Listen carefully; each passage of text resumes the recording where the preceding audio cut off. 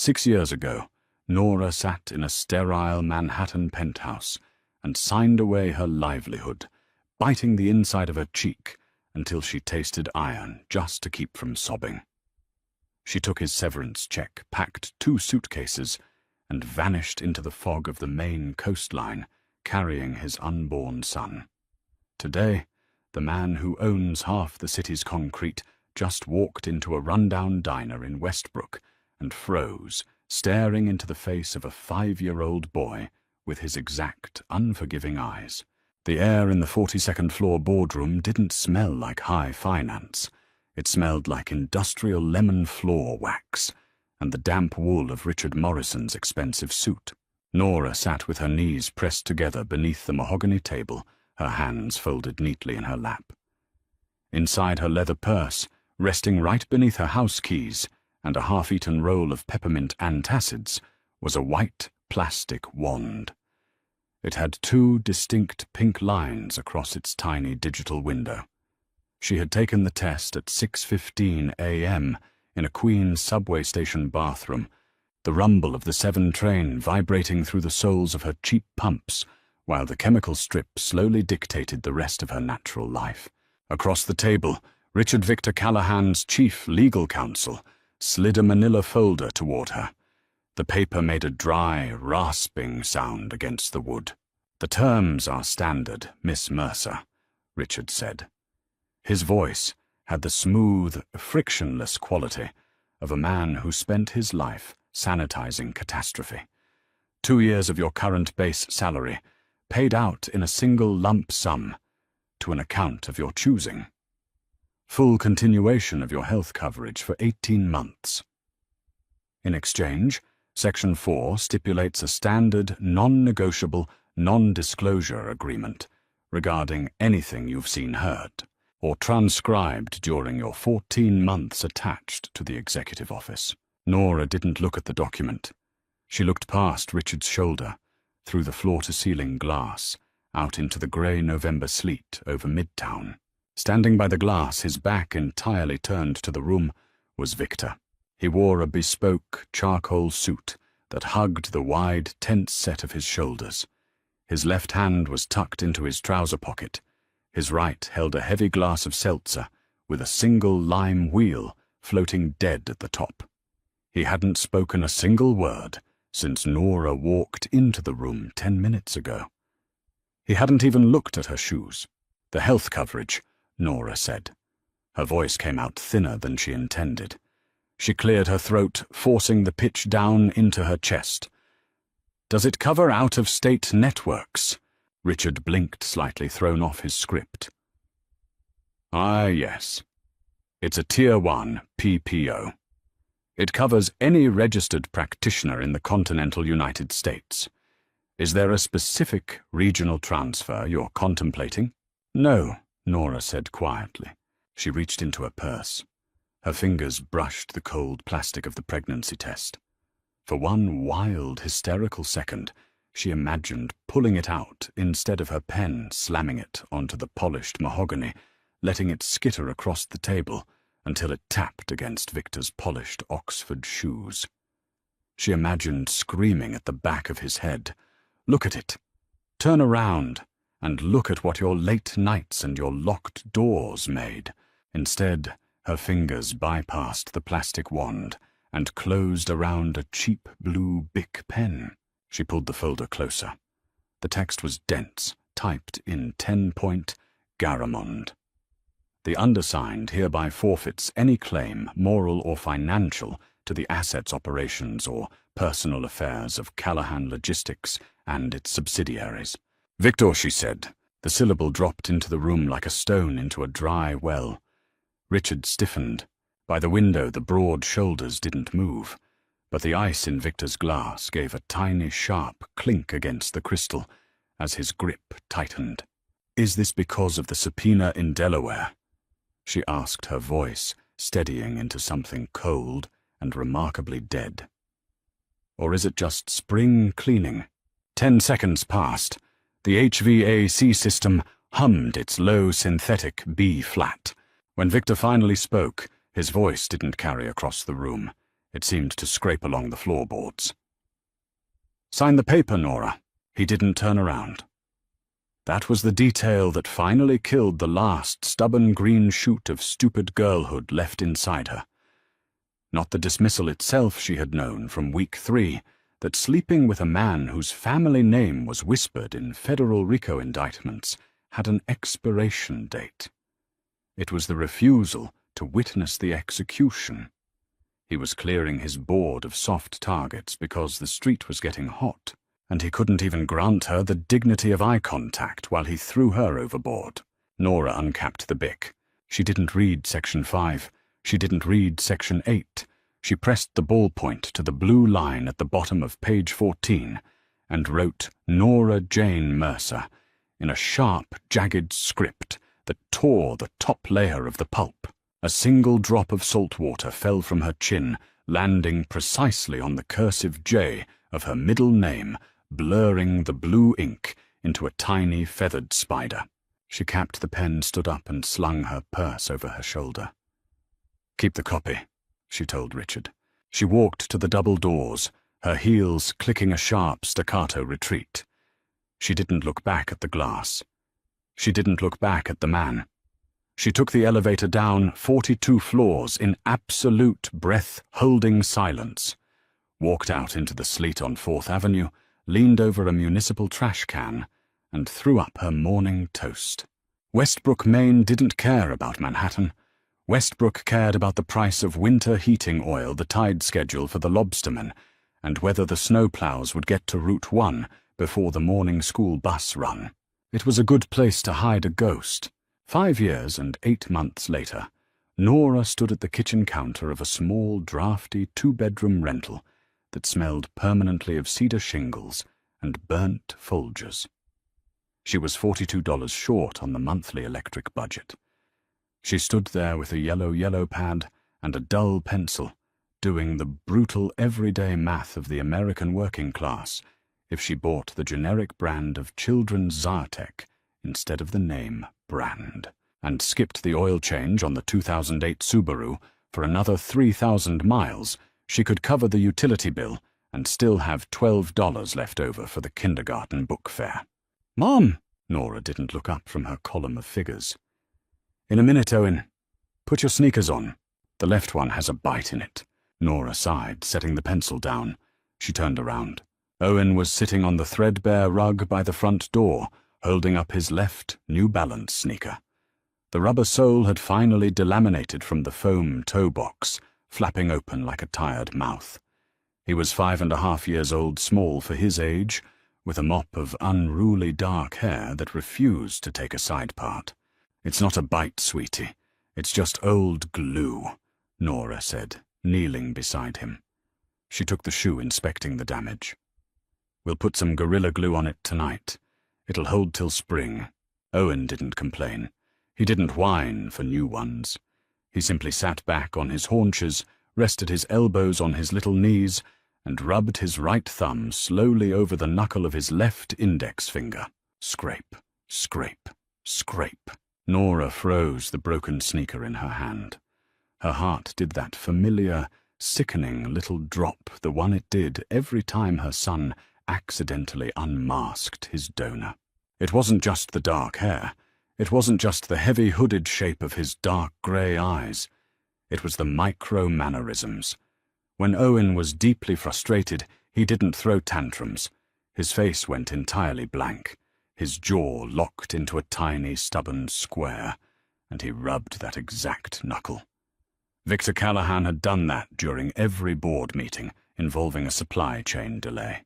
"He's mine," Nora told herself fiercely, pulling the shoe back onto the boy's foot and tying the double knot with rough, shaking efficiency.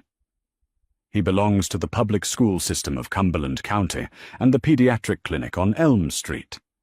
He doesn't belong to a man who lives behind bulletproof glass." For nearly 6 years her system had worked. She had changed her phone number 4 times. She worked as the daytime logistics dispatcher for Holloway Freight, a local trucking outfit that hauled timber and frozen potatoes down to Boston. It was an anonymous, paper-heavy job that paid $23 an hour, just enough to keep them fed, clothed, and strictly off the radar of the social safety nets that required extensive background pings. Then came October 14th. It started with a fever of 103.4. By midnight, Owen was making a wet, whistling sound at the bottom of his lungs that sounded like wind blowing through a cracked window. The local urgent care took one look at his oxygen saturation levels and put them in an ambulance heading straight south to Boston Children's Hospital. It was acute lobar pneumonia, complicated by a severe pleural effusion. For 4 days, Nora sat in a plastic chair beside a stainless steel crib, watching a monitor trace her son's heartbeat in glowing green peaks. When the crisis passed on day 5, and the pediatric pulmonologist finally smiled and said the word discharge, Nora walked down to the hospital's financial counseling office to settle the intake paperwork. The woman behind the desk printed out an itemized estimate. The out-of-network deductible for the emergency transport and the 5-day ICU stay was $14,200. We offer a 12-month installment plan, the clerk said, kindly looking at Nora's tired, bloodshot eyes. Or we can run Medicaid eligibility right now if you have your tax returns on hand. Nora looked at the number. $14,200. If she took the installment plan, it was over $1,000 a month. Her take-home pay was $2,600. I have an account, Nora said. The words tasted like ash. She walked down to the basement cafeteria, sat at a sticky laminate table, opened her phone's browser, and typed in the web address of a major commercial bank she hadn't logged into since the Obama administration. She entered her maiden name. She entered the old 9-digit routing code. The screen loaded. Account balance: $184,512. It was the remainder of Victor's severance payout. She had left it sitting there in a high-yield holding trust, treating it like radioactive waste money generated by extortion protection rackets and the quiet intimidation of waterfront unions. Touching it felt like breaking a quarantine. He's 5, she thought, her thumb hovering over the wire transfer button. He needs his lungs to work. Pride is a luxury for women who have husbands. She typed in the hospital's billing routing number. She hit submit. 300 miles away, in a windowless server room on the 14th floor of a high-security office building in Lower Manhattan, an automated compliance algorithm written specifically to track any financial movement tied to dormant Callahan. Logistics tax IDs flagged a green notification onto a supervisor's desktop.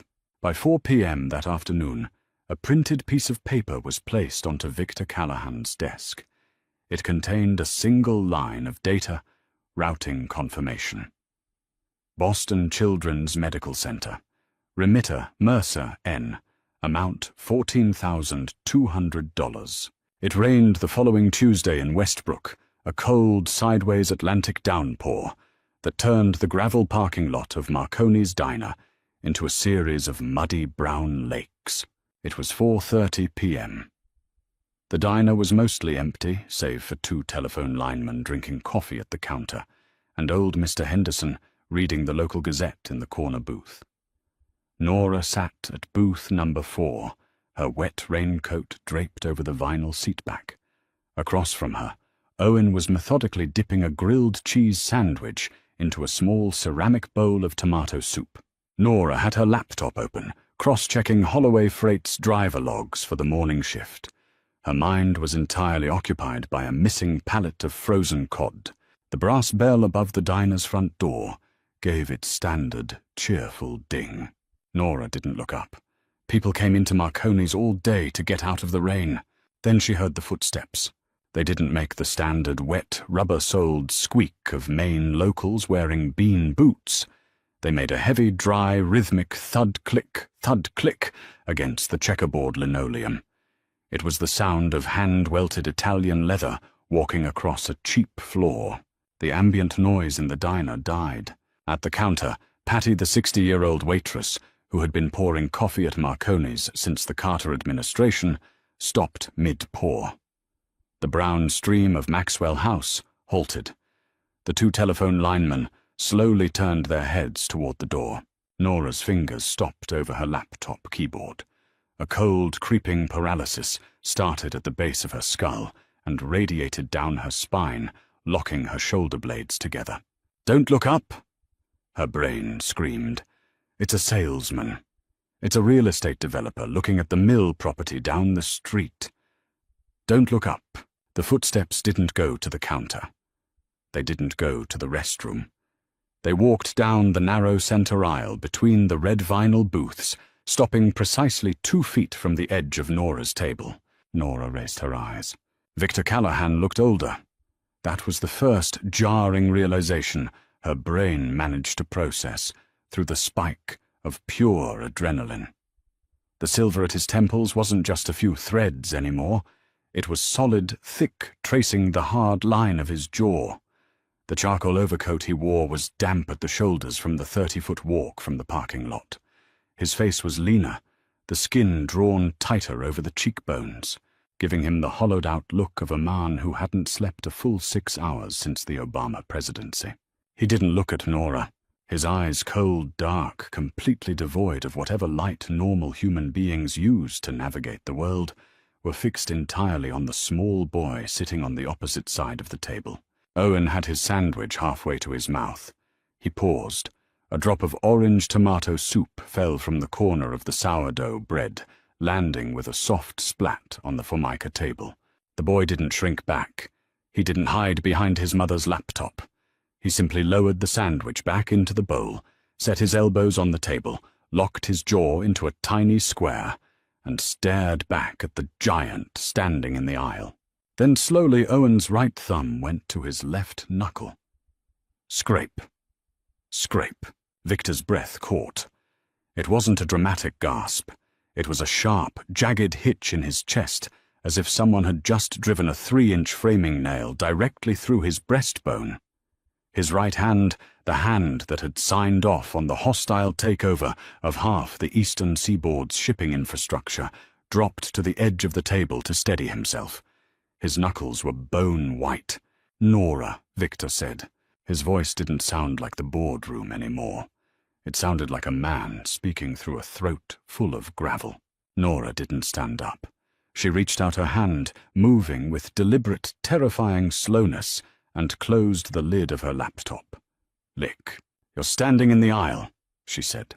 Her voice was flat, devoid of pitch, a dead wire.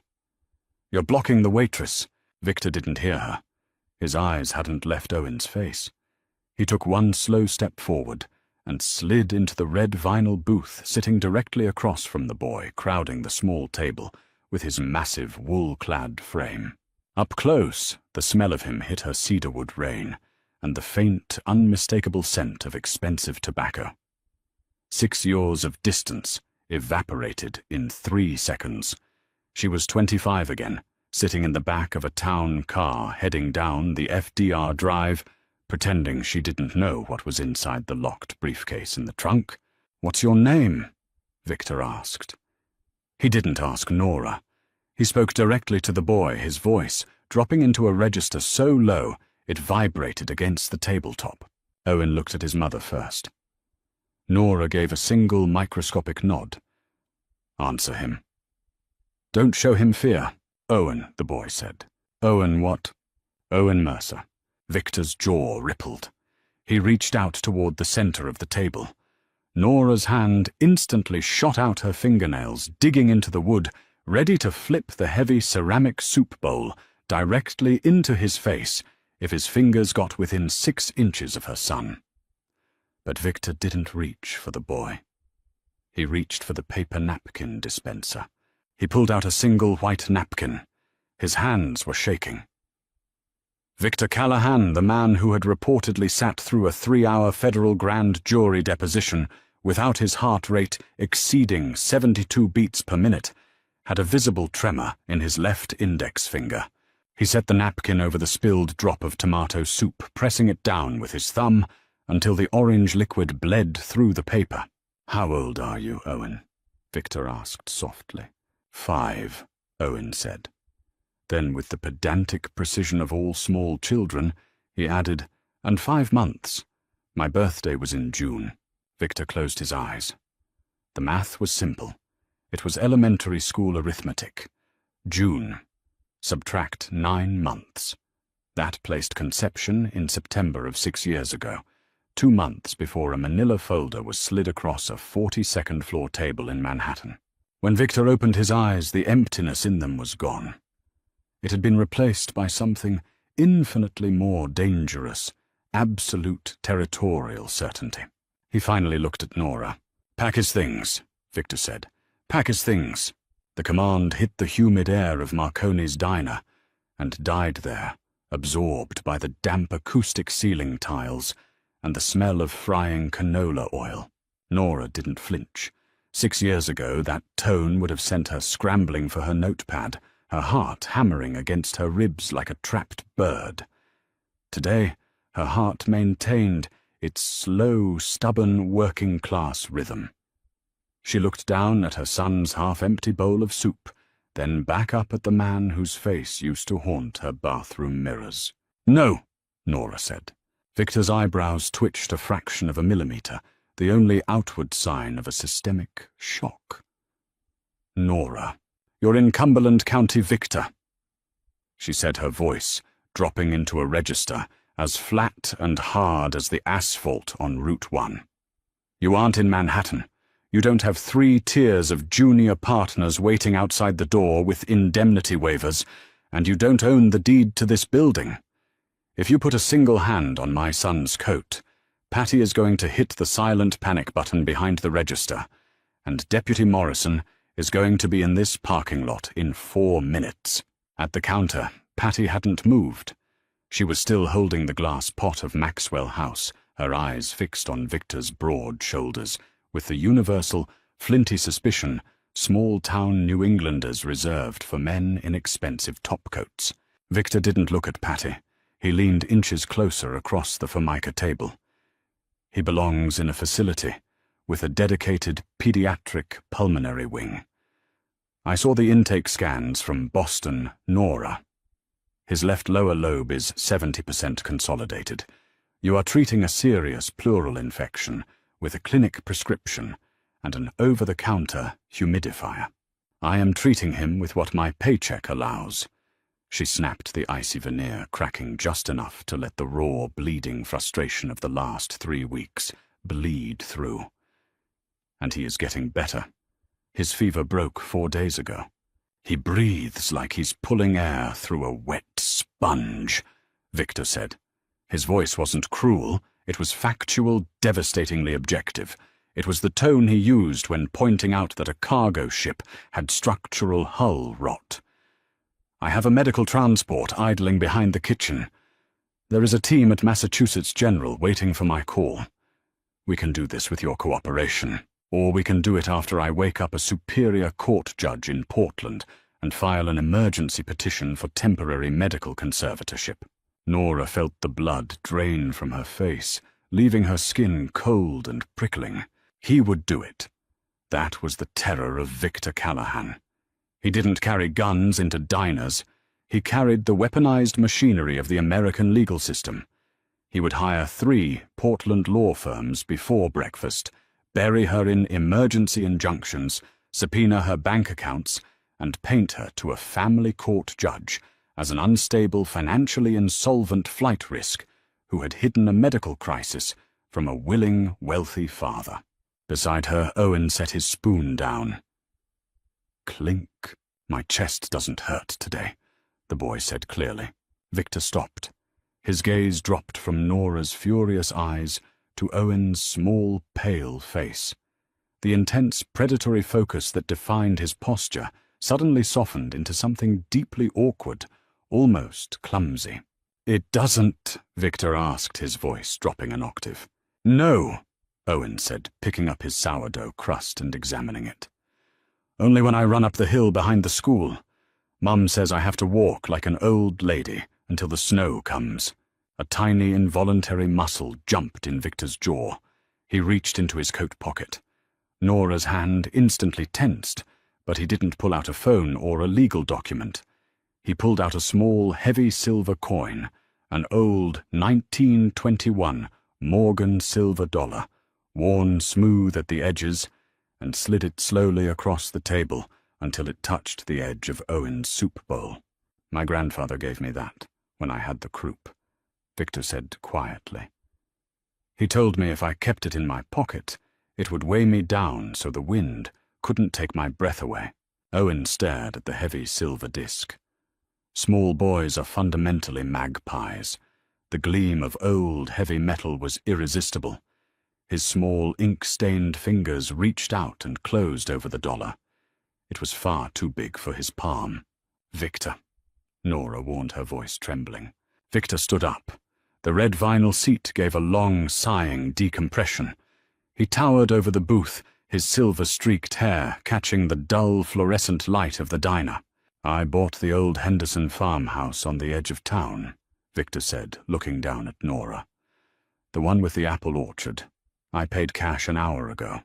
The wire transfer to Boston Children's settled at noon. Your debt is zeroed out." Nora stood up to meet him, her knees shaking beneath her jeans. "I will pay you back every cent. $50 a week for the rest of my natural life." "You won't pay me a dime," Victor said softly. He stepped out into the aisle, buttoning the center button of his charcoal coat. "Tomorrow morning at 8, a man named Warren is going to deliver a commercial-grade HEPA air filtration unit to your duplex. You will let him install it in Owen's bedroom. If you try to pack those suitcases tonight, Nora, I will know before your Subaru hits the interstate. Don't run. The roads are slick, the boy's lungs are weak, and I am entirely out of patience." He didn't wait for her to answer. He turned and walked out his Italian Oxfords, making that same dry, rhythmic thud-click against the floorboards, leaving Nora standing in the smell of stale coffee, holding her breath, until the double-glass doors swung shut against the rain. By 11 p.m., the rain had turned into a hard-driving Maine sleet that rattled against the bedroom window like thrown gravel. Nora sat on the edge of her mattress in the dark, listening to the rhythmic, mechanical whoosh-hiss of the $500 medical dehumidifier Victor's man had dropped on her porch 3 hours earlier. In the next room, Owen was sleeping deeply, his breathing noticeably quieter, the silver dollar clutched so tightly in his fist that Nora hadn't been able to pry it loose when she tucked him in. Floorboards creaked on the front porch. It wasn't a stealthy approach. It was heavy, deliberate steps, designed to be heard through the thin walls of a cheap rental. Nora didn't grab the phone. She didn't call the police. She stood up, wrapped a thick wool cardigan over her pajama top, walked through the dark kitchen, and unlocked the deadbolt. Victor was sitting on the top step of her porch, his back resting against the peeling white paint of the support column. He had taken off his topcoat. He wore a simple black crewneck sweater, his sleeves pushed up to his forearms, exposing the pale, dense hair on his wrists and the faint white surgical scar running across the back of his left hand. Beside him sat a cardboard tray holding 2 large paper cups from a 24-hour gas station down the road. "The coffee is terrible," Victor said without turning around. "It tastes like scorched cardboard." Nora stood in the doorway, letting the freezing draft blow around her bare ankles. "Why are you sitting on my wood, Victor?" "Because if I came inside, you'd feel cornered," he said simply. He picked up one of the cups and held it backward over his shoulder. "Drink it anyway, it's warm." She hesitated, then stepped out onto the porch, leaving the front door cracked an inch behind her, so she could hear Owen if he coughed. She took the cup. The paper was hot against her frozen palms. She didn't sit beside him. She leaned against the opposite column, 6 feet away, watching the sleet turn the streetlights into glowing white halos. "Richard Morrison told me you were in Chicago," Victor said, staring out into the dark street. When the subpoena cleared in year 2, I had him pull the tax records for every logistics firm in the Midwest. I spent $80,000 on private investigators in Cook County looking for a woman who didn't exist. I took a bus to Boston, Nora said, sipping the bitter, scalding gas station coffee. Then I bought a used car for $2,200 cash from a guy behind a body shop in Somerville. I drove north until the sign stopped saying Interstate and started saying Town Road. It wasn't hard. You people only look for paper trails. You don't know how to look for people who pay their electric bills with money orders. Victor let out a short, dry exhale that might have been a laugh in another decade. No, we don't. Silence stretched between them, filled only by the tink, tink, tink of freezing rain hitting the tin roof of the porch. "Why did you do it?" Nora asked. The question had sat at the bottom of her throat like a swallowed razor blade for 2,000 days. Now that it was out, her voice didn't shake. It was remarkably clear. The Delaware grand jury, Victor said. He turned his head slowly to look at her, the harsh porch light carving deep shadows beneath his eyes. The Eastern District had 3 federal informants inside the waterfront unions. They were preparing a 34-count indictment under the Racketeer-Influenced and Corrupt Organizations Act. The preliminary asset forfeiture orders included the primary corporate accounts, the payroll reserves, and the personal holdings of every executive officer. He looked down at his own hands, rubbing his thumb over his scarred knuckle. If I had kept you on the payroll, Nora, you would have been named as an unindicted co-conspirator within 48 hours. Federal prosecutors don't go after the guys with the lawyers first. They go after the 25-year-old assistants. They put them in windowless rooms in federal buildings, tell them they're looking at 12 years in a minimum security facility in Danbury, and wait for them to cry until they sign fabricated witness statements. Nora gripped her paper cup until the rim buckled. "So you slid a severance package across a table and didn't even turn around to look at my face. If I had looked at your face," Victor said, his voice dropping into a raw, unprotected whisper, "I wouldn't have let you walk out the door. And 2 weeks later, federal marshals would have kicked this door in while you were 6 months pregnant and put you in federal holding. You didn't know I was pregnant," she shot back, stepping away from the column. "Don't retroactively make yourself my savior. Victor, you cleared your board because you were protecting your family name. I cleared my board because I expected to go to prison for 15 years. Victor roared, standing up so fast the leftover coffee in his cup sloshed over his knuckles, steaming in the freezing air. He didn't move toward her, but his sheer physical volume seemed to take up the entire porch. His chest was heaving, his breathing ragged. I spent 11 months sitting in defense strategy meetings preparing to plead down to a 5-year sentence just to keep my father's brothers out of a federal penitentiary. He said, his voice dropping back down, trembling with an intensity that terrified her more than his shouting. I liquidated 40% of my legitimate real estate portfolio to make sure the severance checks cleared escrow before the DOJ could freeze the routing numbers. I gave you 2 years of salary because it was the maximum allowable transfer under corporate tax law without triggering a federal gift audit. He reached out his hand, stopping inches from her shoulder, hovering there in the freezing damp. "You think I treated you like garbage," Victor said softly. "I treated you like the only clean thing I had ever touched in 36 years. I put you out in the cold so the fire wouldn't catch your skirts." Nora looked at his hovering hand. Her chest felt tight, constricted, as if she were the one with the pneumonia. "You should have asked me," she whispered, tears finally spilling over her lower lids, hot against her freezing cheeks. "You should have asked me if I wanted to burn." Victor's hand dropped slowly to his side. He looked at her with an expression of such profound, ancient exhaustion that he looked 50 years old. "People like me don't get to ask for volunteers, Nora," he said. He turned, walked down the wooden steps, into the driving sleet, and disappeared into the darkness of the street. By November, the New England frost had settled permanently into the soil of Cumberland County, turning the grass in the front yards into stiff white needles that crunched beneath the boots of the children walking to the bus stop. Victor Callahan did not leave Westbrook. He didn't move into a hotel. He stayed in the rambling, yellow-clappered Henderson farmhouse 3 miles outside of town, a property surrounded by 40 acres of dormant apple trees and a stone wall built during the French and Indian War. He bought a used navy blue Ford F-150 from a local dealership, a deliberate, calculated piece of camouflage that allowed him to sit in the gravel parking lot of the elementary school at 3 p.m. without drawing the immediate stares of the PTA mothers. He didn't force his way into Nora's kitchen again. Instead, he initiated a campaign of slow, territorial attrition.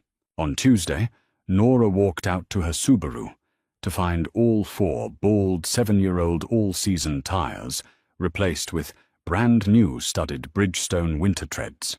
The invoice tucked neatly under the windshield wiper showed a balance paid in full by Callahan Agricultural Holdings. On Thursday, when Owen went to his follow-up appointment at the Elm Street Clinic, the overworked local pediatrician wasn't there. Sitting on the examining stool was Dr. Brennan, the chief of pediatric pulmonology at Boston Children's, who had driven 2.5 hours north in his personal Volvo just to listen to Owen's chest with a $3,000 electronic stethoscope. "The consolidation is clearing beautifully, Ms. Mercer," Dr. Brennan said, showing Nora the comparative iPad slides of her son's lung capacity. "Whatever high-efficiency air system you installed in his sleep environment is doing wonders. His bronchial inflammation is down 40%. Nora didn't thank Victor. When she saw him parked across the street from the clinic in his beat-up Ford, she simply walked over, tapped on the passenger window, until he rolled it down and handed him a brown paper bag containing 2 fresh blueberry scones from the local bakery. "Owen likes the ones with the coarse sugar on top," she said, her tone strictly neutral. "Don't give him both. It makes him hyperactive before his reading hour." Victor looked into the bag, then up at her.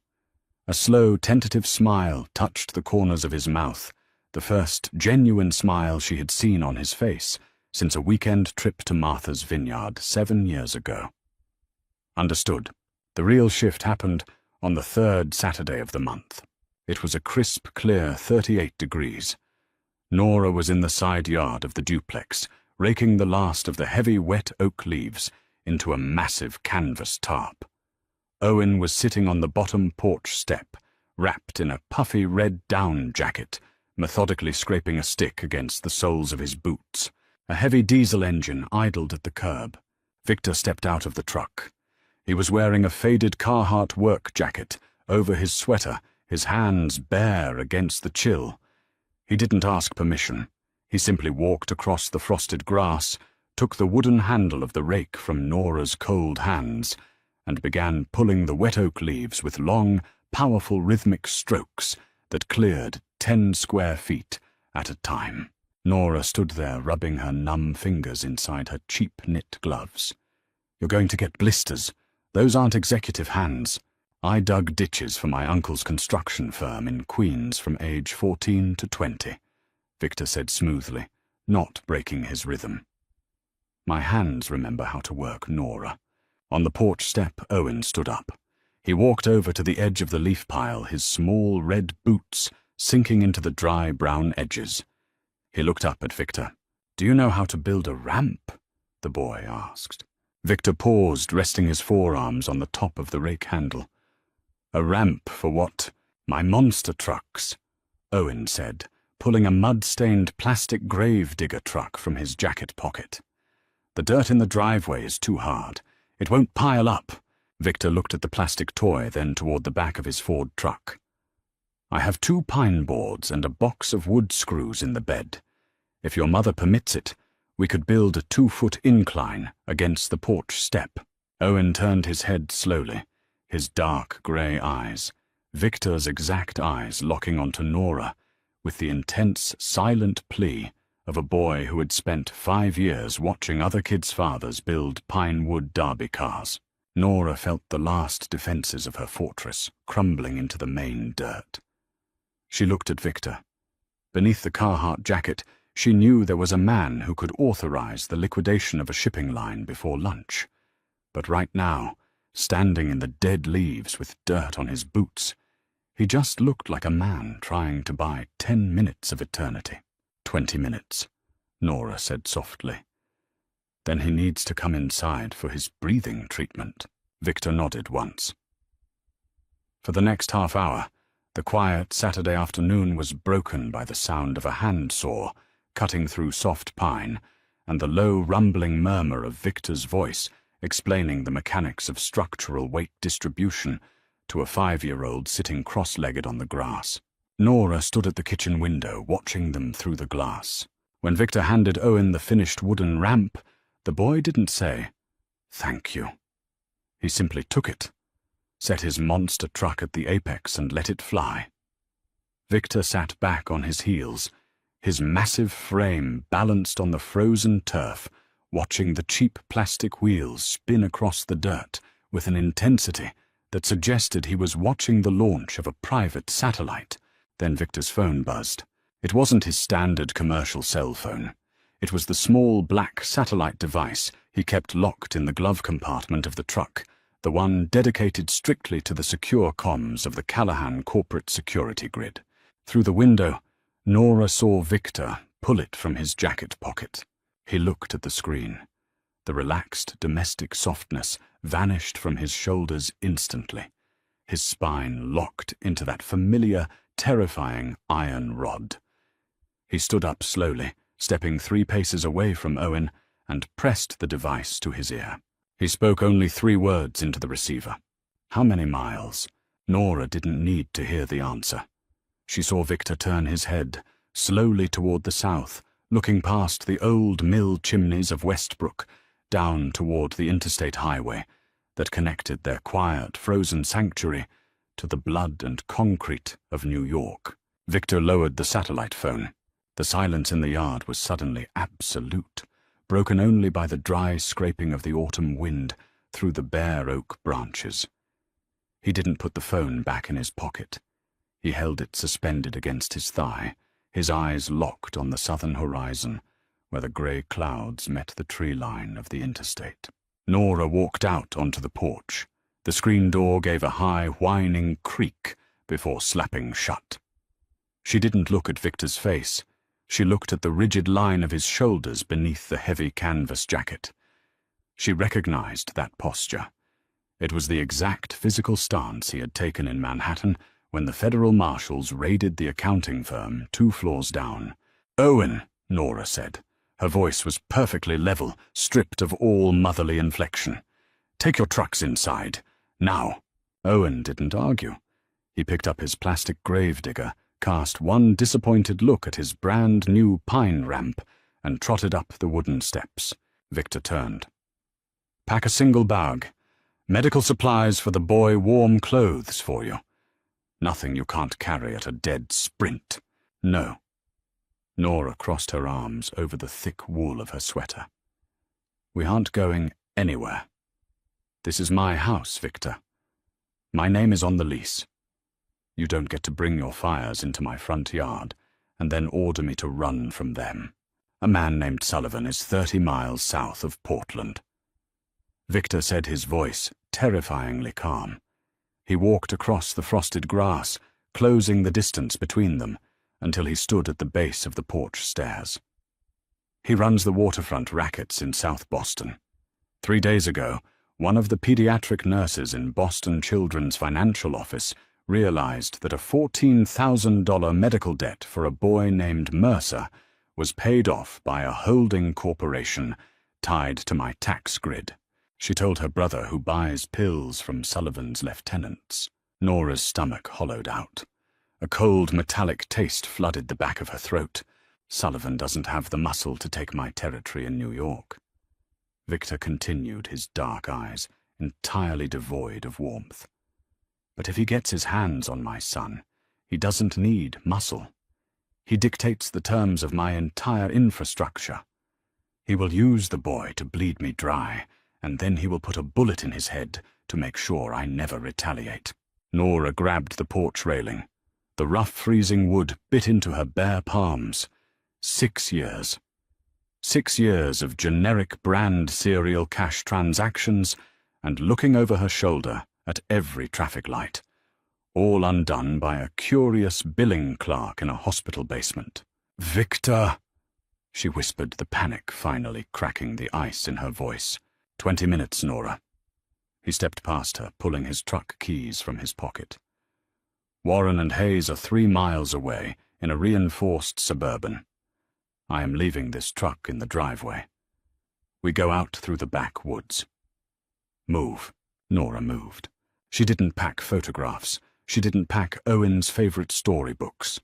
She went straight to the bathroom cabinet, swept the entire shelf of albuterol inhalers and fever reducers into a canvas tote bag, and grabbed 3 heavy wool sweaters from her dresser.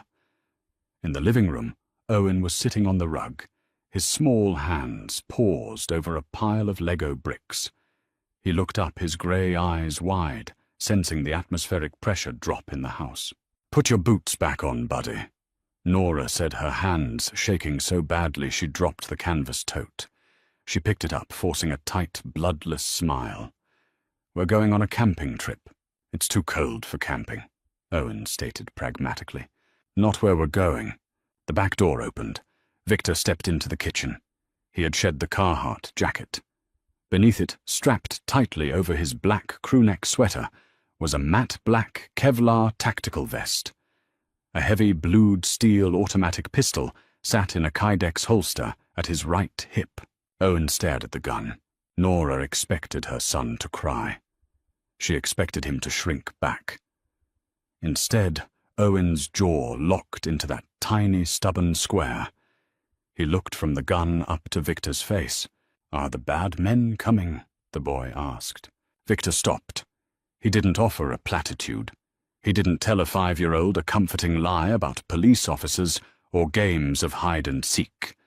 He knelt down on the cheap linoleum, bringing his eye level perfectly even with his son's. "Yes," Victor said, his voice a low, steady rumble. "They are coming. But they aren't going to get through the front door, and they aren't going to find you, because I am going to stand in the way." Owen nodded once. He reached down, grabbed the Velcro straps of his red boots, and pulled them tight. 3 minutes later they were walking through the dense, freezing pine woods behind the duplex. The air was razor-sharp, burning Nora's lungs with every breath.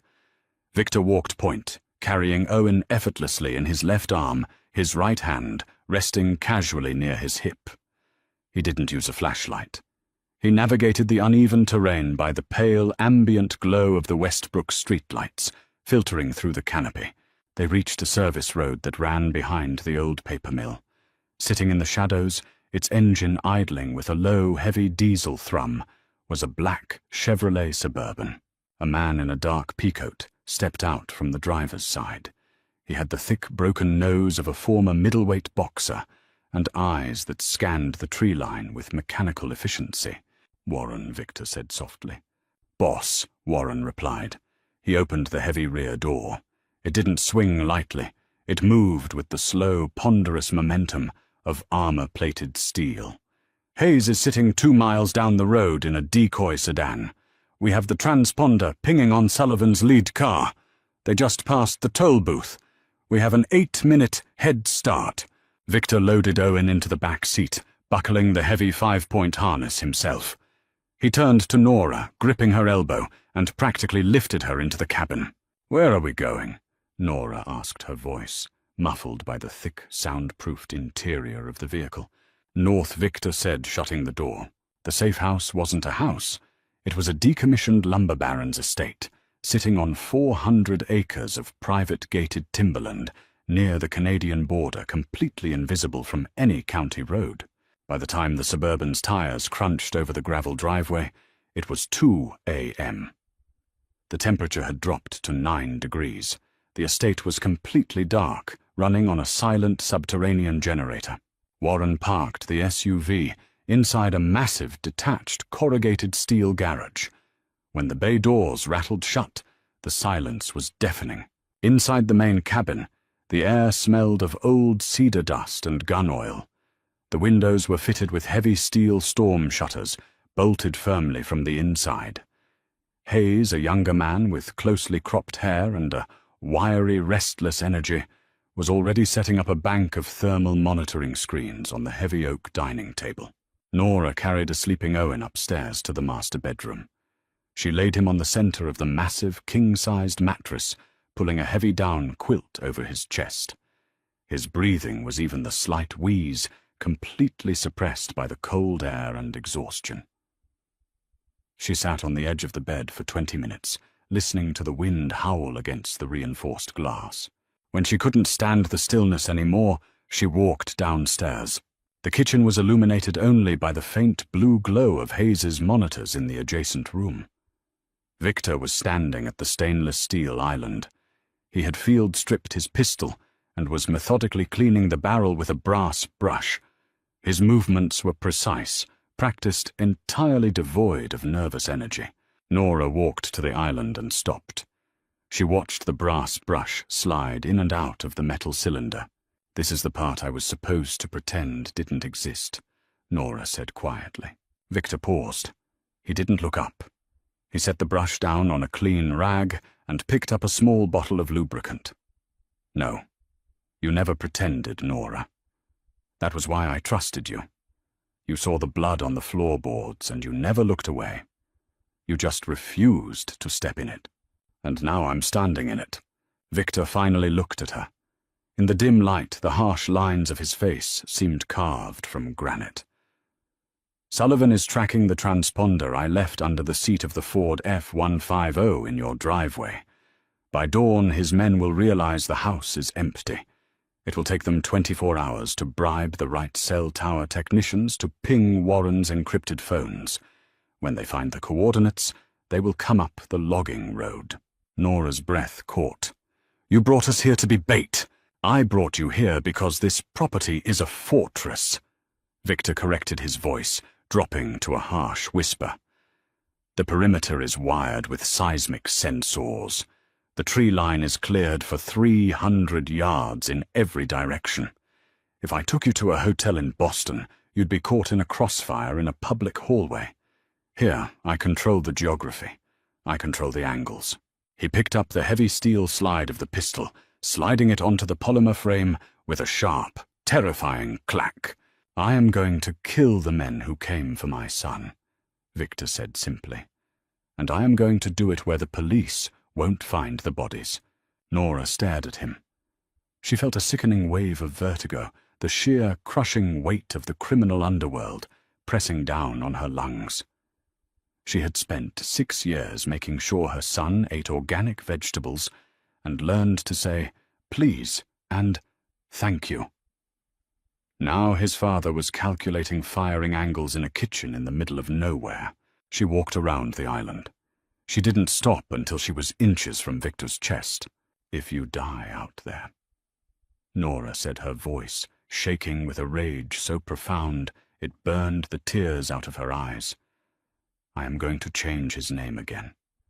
I am going to take him to Europe or South America, and I will make sure he never ever learns your name. You do not get to make me a widow to a man I'm not even married to. Do you understand me?" Victor looked down at her. He didn't bristle at the threat. The ghost of a smile touched his lips, tired and profoundly sad. He reached up his rough-scarred knuckles, brushing lightly against her cheek. "I have survived federal indictments, hostile takeovers, and 3 assassination attempts, Nora." He murmured, his thumb tracing the line of her jaw. "I am not going to be killed by a South Boston thug with a superiority complex. I have too much to lose." The first alarm tripped at 4:15 a.m. It wasn't a loud siren. It was a soft, synthetic chime from Hayes's laptop. Victor stepped away from Nora instantly. The softness vanished. The man who had built a ramp for a plastic monster truck ceased to exist. "Seismic activity grid 4, Hayes reported, his voice crisp. "2 vehicles. Heavy axles. They cut the main gate chain. Take the roof," Victor ordered, racking the slide of his pistol. "Warren, cover the western approach. Let them get within 50 yards of the tree line before you engage." Victor turned to Nora. "Go to the basement. There is a reinforced steel door at the bottom of the stairs. Lock it. Do not open it for anyone except me. If you hear someone else's voice, there is a shotgun mounted on the wall above the freezer. Point it at the door and pull the trigger." Nora didn't argue. She ran upstairs, scooped Owen out of the bed. The boy murmured in his sleep, his heavy head rolling against her shoulder, and carried him down 2 flights of stairs into the concrete belly of the house. The basement smelled of damp earth and diesel fuel. She found the heavy steel door, stepped inside a small storage room, and threw the deadbolt. Clack. She sat on the cold concrete floor, pulling Owen tightly into her lap, burying her face against the warm, soft crook of his neck. For 20 minutes there was nothing but the hum of the generator. Then the shooting started. It wasn't like the movies. It wasn't a continuous roaring wall of noise. It was methodical, terrifyingly paced. A series of sharp, flat cracks echoing through the floorboards above her, followed by long, agonizing stretches of silence. She heard the heavy, muffled thud of footsteps running across the roof. She heard glass shatter somewhere in the living room. Owen woke up. He didn't cry. He looked up at his mother in the pitch black of the storage room. "Mom," he whispered. "Is it thunder?" "Yes, baby." Nora lied, her tears finally falling hot and fast against his hair. "It's just thunder. It's going to pass." Down in the dark, she prayed. She didn't pray for her soul. She prayed for the monster upstairs. She prayed that the man she had loved 6 years ago was vicious enough, cruel enough, and fast enough to slaughter everything in the snow outside. The steel door rattled. Nora jolted awake. She had fallen into a state of shock-induced exhaustion, her arms cramped and numb from holding Owen. The basement was entirely silent. The heavy mechanical hum of the generator had masked whatever time had passed. "Nora." The voice was muffled through 3 inches of solid core steel, but it was unmistakably his. Low, gravelly, exhausted. She stood up, her knees popping, set Owen gently on a stack of folded moving blankets, and walked to the door. Her hands were shaking so violently she could barely grip the brass deadbolt. She threw the lock and pulled the heavy door open. Victor stood on the bottom stair. He was missing his jacket. His black sweater was torn at the left shoulder. A long, shallow laceration ran from his cheekbone to his jaw, the blood already coagulating into a dark, rusty crust. He smelled intensely of cordite burnt oil and the sharp, coppery stench of violence. "It's over," Victor said. He leaned heavily against the concrete wall, his chest rising and falling in slow, labored breaths. "Sullivan won't be returning to Massachusetts. The local authorities won't find anything. Warren is dealing with the vehicles." Nora looked at the blood on his face.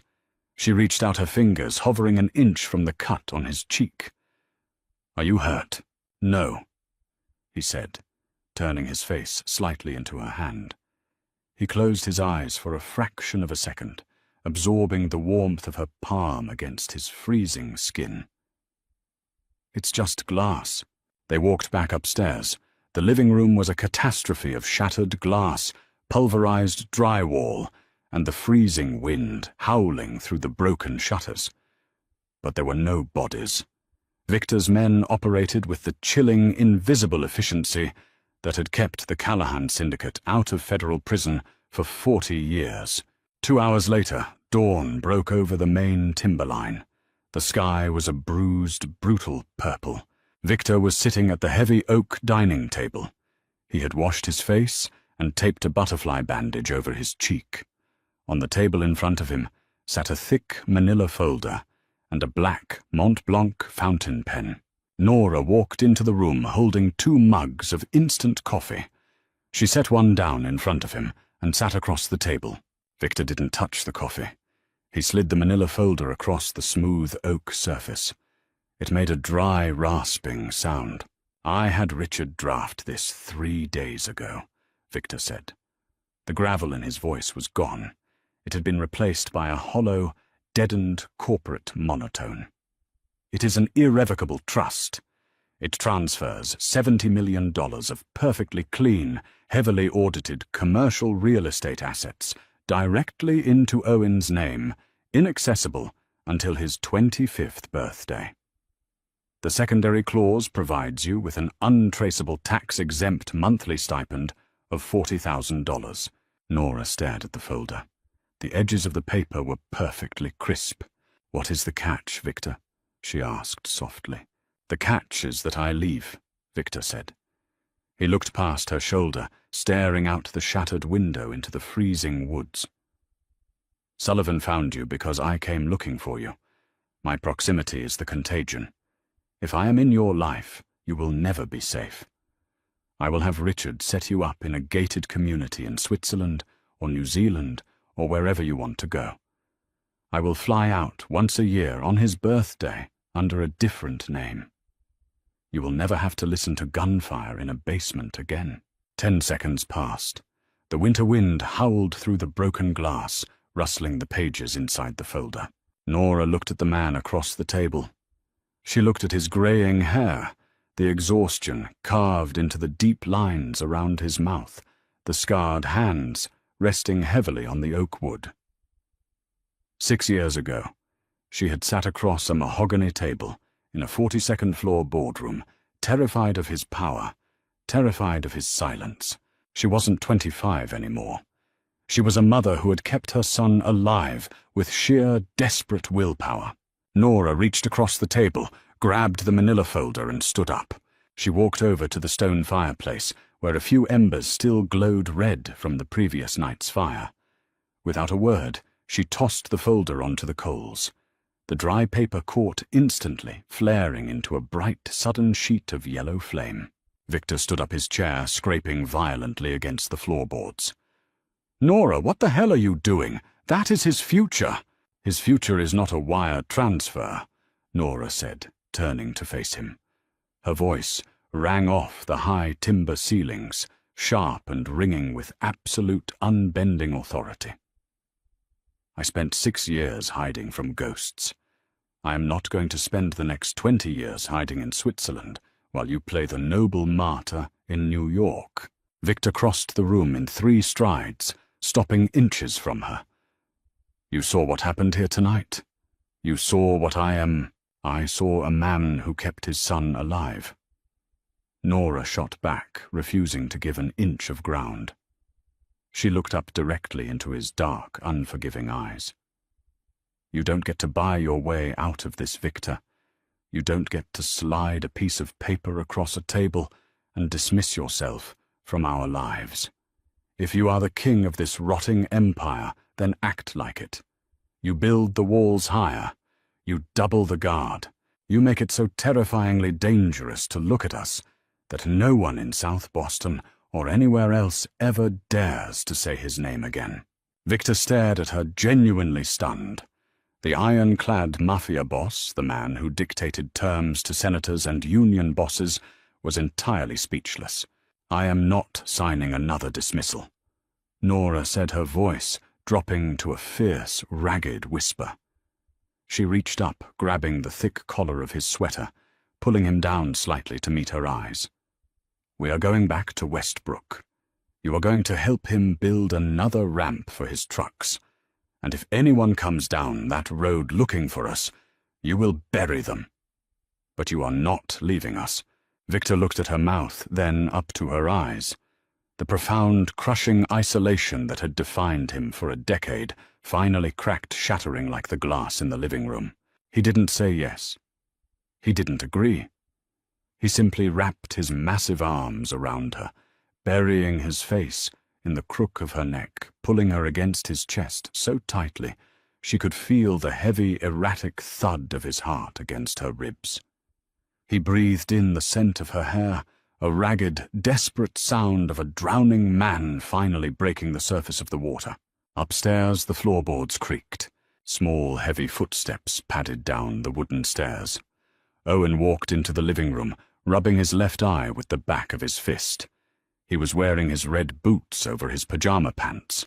He stopped looking at the broken windows, the bullet holes in the drywall, and the yellow flames dying in the fireplace. Then he looked at Victor and Nora.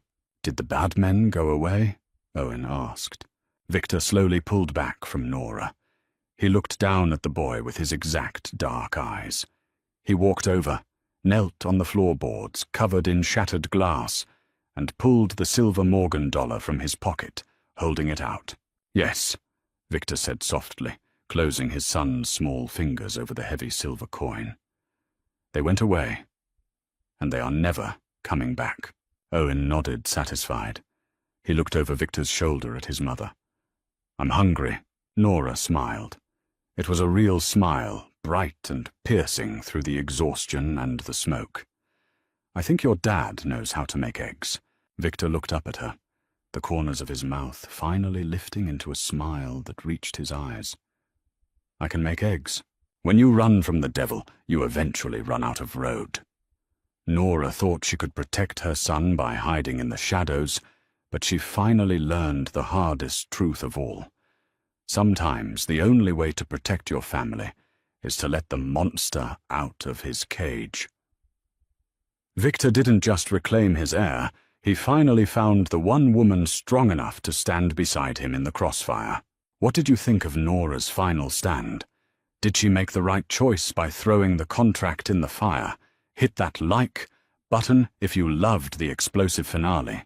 Subscribe to the channel for more dark romance and Mafia drama audio stories, and tell us in the comments. Would you choose a dangerous life with the one you love, or a safe life alone